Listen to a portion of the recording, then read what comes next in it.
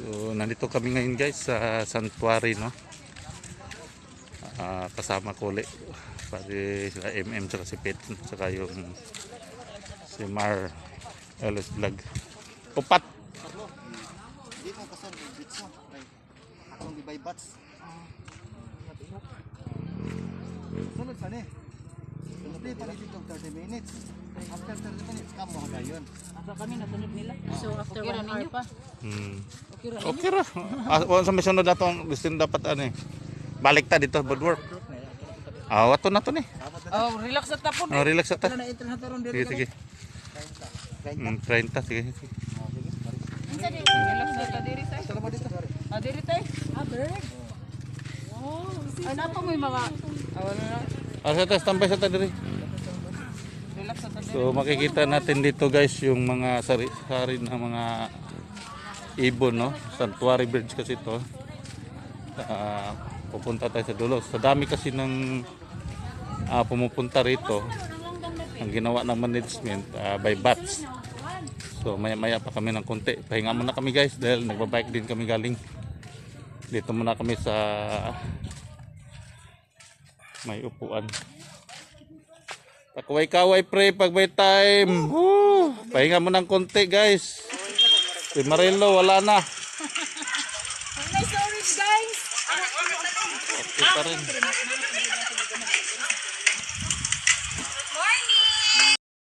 Pre, smile pre. Ala. Smile. So going to kami sa site, no?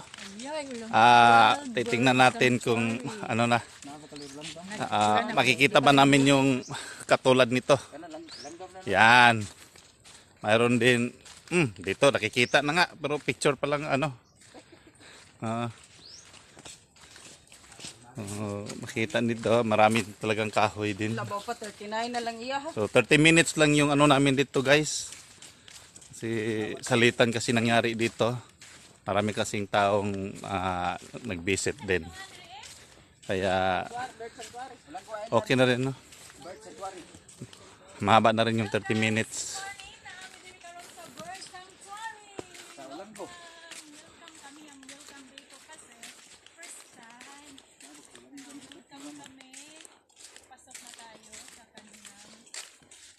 Ayan, nakikita na natin yung langgam mo.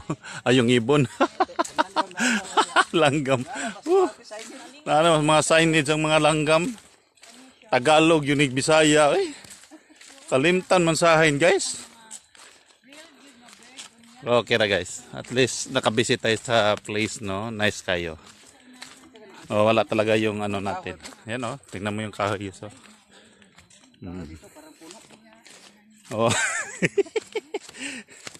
Ay!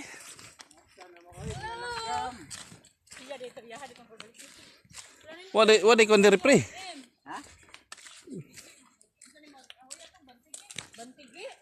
Picture. Sabagay pwede raman kondari. Pagatpat ni pagatpat. Pagatpat? Ay, mo ni pagatpat na ba ito sa lidang ang pangalan pagatpat. Oy, mga langgam sana mo. Guys, wow, mura sad siya boardwalk ang papunta doon sa bird sanctuary. Bird sanctuary? Ayan guys, wow, sayang. Are kay ma-picture ta diri boy. Kuan ko sa agta di are. Memory. Tara na langgam bro ni. Hala, oy. Guys, nakikita ba? Parang hindi.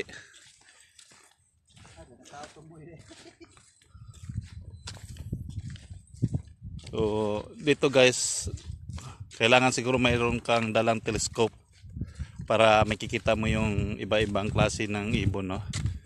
Kung, katulad nito. So, ang lawak ng place guys.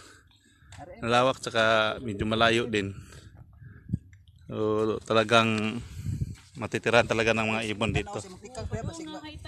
Welcome to my bangag vlog, mabangag. Oo nga, ano? Iba naman yung daanan dito guys. Baka ang mangyari nito, welcome to Bangag. Kabablog guys, baka hindi mapansin natin, mayroong butas kasi iba kasi yung disenyo ng daanan dito. Ah, kaya sinasadya to guys para yung tubig, Wala po ang project ko. ano? Yung tubig ay makakadaan. Yan oh, may isda oh. Wala isda pre, daghang kay maraming muong pre. Uy, Oh, may kasama pang ibis. Naman di gagmay guys oh. Sana pa dali, madagko mo dali. magit. Kami ra man kilaw ni mo sa unang pasulo na mo ba? Dawg taga, ay nani oro man dawg ko. Ano guys oh. Bahaw. So, kung titingnan talaga yung ano, ang lawak ng place. Kaya masasabi na maraming ibon dito. Kaso lang, Picture lagi siya. wala kaming dalang teleskopyo. Kalubat ng cellphone nimo. Kailangan ng teleskop. Oh. Yan. Daghang kay mo. Ano pa mga kapatid mas kilaw ni. Ay, ano sa man? Sa bighan na tagis na. Ito na. Pukot na pre. Bawal may pukot na. Ah, kinahanglan. I-riskin ko eh. Kan. Kinasagol kitong. Sayang kayo. Tapos may gilid guys. Makikita natin yung mga malilit na isda oh. Ako na lang ning. Ang dami muong guys. Ang tawag nito sa Bisaya yung muong, iwan ko ba sa English kung ano to? Ibis ba ibis? Oh, dami. Nasa gilid lang. Kaya na yung mga kitong kong gawin, yung piaw man. Naman, kitong pre, may kitong. Kitong. Ah, kanang naigamay dagan? Patong kitong man. Ah, kitong bitaw. Kana eh. Hello, kasayang clean up na daw kuno. Gato pa ni. Huwag katugan na yung puro sa mga lugar mo pa na. Itong hangin na. Init no, bisag na dako oh, di dako di oh. Tara, tayong suod na maglungag. Bung gagmay no. Ano man ba dili dire ko. Oh guys. Nasa gilid guys. Kaya marami ditong isda kasi yun nga santuary nga to eh. Kaya tinatawag tong santuary ng ibon saka santuary ng mga isda. Hindi pwedeng mangingisda dito. Kaya ganito makikita mo dito ano, maraming hindi naman ganong malaking isda kaso lang dami talaga, tingnan mo. Oh. Tingnan mo yung gilid oh. Oh. Oh. So marami. Ano sa dani magsugat-sugat dito. Ah! Daghan gid dito. Saka mag-ingat lang tayo maglakad dahil mayroong mga butas. Baka hindi na vlog nga. Damag nang dating sa Bisaya pa. Ah, dami na. Mag-ingat ka pre. RM, picture ka dire M kay nindot kay view. Oh, picture lagi. Picture lagi kuno siya.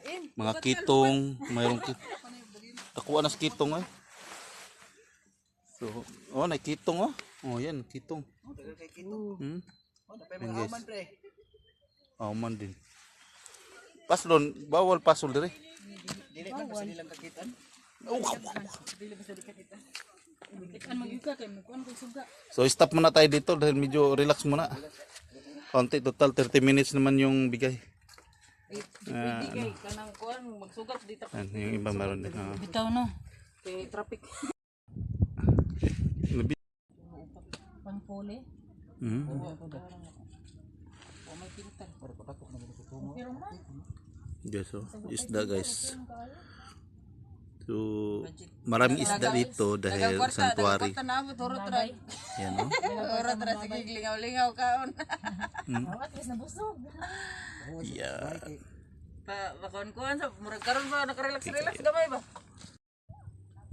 So, sa pinakadulo nitong ano guys. Ayan, maganda na. Wow. Parang ano. Naayos na nila dito sa may dulo. Yan. Yan yung mga kasamahin ko. Si Pets, si MM saka si Marilo.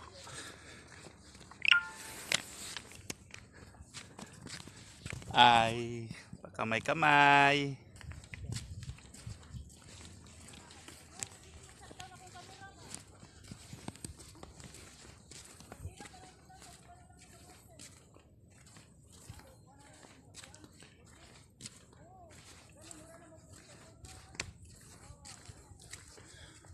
Yan. Lawak ng sanctuary area.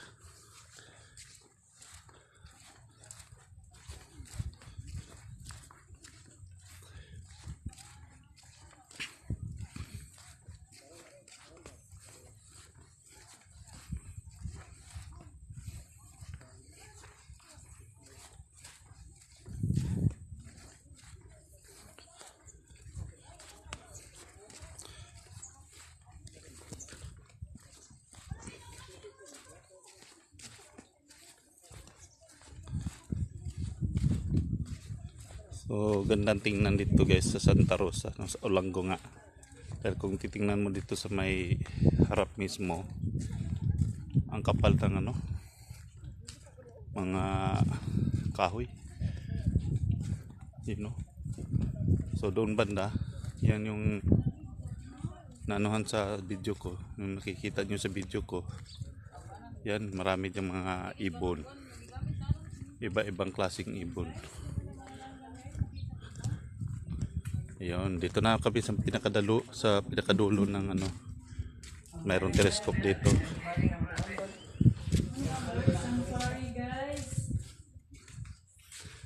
Ayan na si Marilo, parang ano. Si Marilo Saison ba? Ayan, pinupunan natin. Matas tao. Ha? Pinupunan natin ang mga bird dito, guys. Asa may bird? Walang ganito. Ngayon sa langga bro. Ang matal to. Kita klaro eh. Sir, pera ka hectare ni dire sir? Ano? 1,382.29 hectares. Ito yung mga guide dito guys, yung tinatanong ko kung ilang hectare no. So laki pala ng place. So sila si Manong yung tagabantay saka mag-guide doon sa mga bisita na pupunta rito para mananatili yung ganda saka yung environmental nga. Iniiwasan yung mga dumi na magtapon sa dagat at saka iba-ibang ano.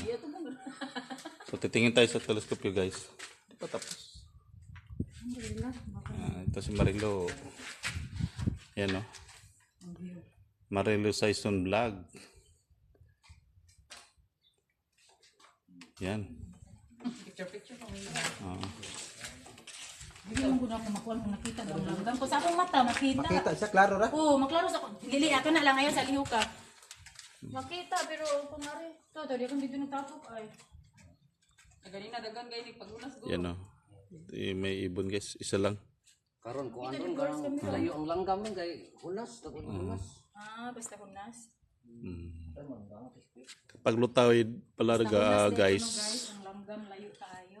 pag lutawid yung mga ibon malayo. Pero kung high tide naman na nasa ano na malapit lang. Ano mang gupod limit kasi ni ba kay mo inti na padung na mo inti. Ako ko na pre. Sa kuya liliin mo natin pre. Oh, liliin pre, liliin. Videohin mo ako pre kasi liliin ko rin. Liliin ko. Nag-play na niya pre no? Oh, na-play na pre. Oh yan guys, nilili niya guys. Saan ba 'to ikutin na? Putin mo yung. Wait, tuyo ko na ni was. Ano yung dire gunti. Di ang kada ra ina matuyok pre. Kana di ay baduol ba kay. Lubog-lubog naman telescope ya pre. Idugay na mo guna. Mao pa gan siya primero telescope diri no? Uy, dagan tabon oy. O siya nga pre nagtabon, di makita. Dili tabon na sa grupo. Kapag mo tinuod. Dako mo kay hunas kay nakatag ang langgam. Daga mo lakaw-lakawan. Yung langgam ito guys, lumipad na. Yung langgam doon sa Tagalog. Nanago sila, nanago. Dako kay hunas nakatag ang langgam. Ang layo. Nakita na mo isda madagang kaayo. Dito pwede kilawon. Hindi na pwede makasikpaw ito boss. Oh, sigpawon ba? Lamit ang kilo. Ibis mo pa, ibis. Kuha taga may boss. Ha? Bawal manginas din eh. Kilawon ato eh.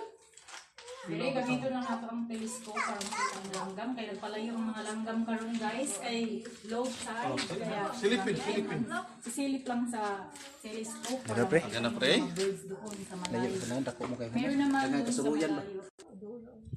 Sir, konting tanong ko lang. Ilang klaseng ibon nandito? Vlog sir. Kuan siya.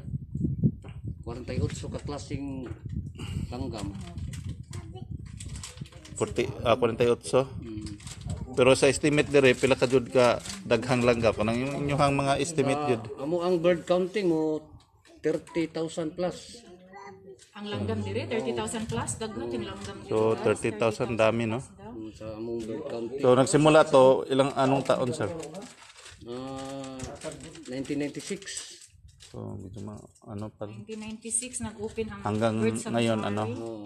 Pero may panahon din na ano sir na halimbawa kakaunti na lang sila ba o may panahon ba na kakaunti na lang o talagang maintain na yung dami? Ang season na to sa langgam September until March. So ngayon marami talaga dito kaso lang April. low tide lang. Pag April balik naman sila sa kuan. Ibang lugar na naman. Oh, na-days sila. So ganito pala dito guys. Sa sobrang lawak nga dito. 30 plus, 30k yung dami ng langgam sa counting nila. Yung season September up to March. So ngayon maraming ibon sana kaso lang nasa tabi o malayo dahil low tide nga no. Makikita naman natin low tide. So nakikiusap tayo ni boss baka pwedeng humingi ng isda doon sa ano. Kaso ayaw bawal ba. Pero hindi na natin pipilitin dahil bawal nga. Mayroon namang isda doon sa ano palengke. Doon na lang tayo mangingisda. So, salamat sir ha sa ano.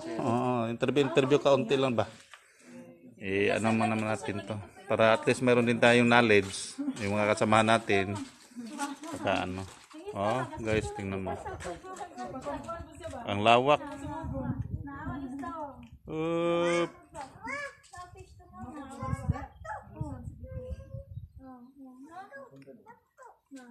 Dako na. Ako nag-bar siya ba?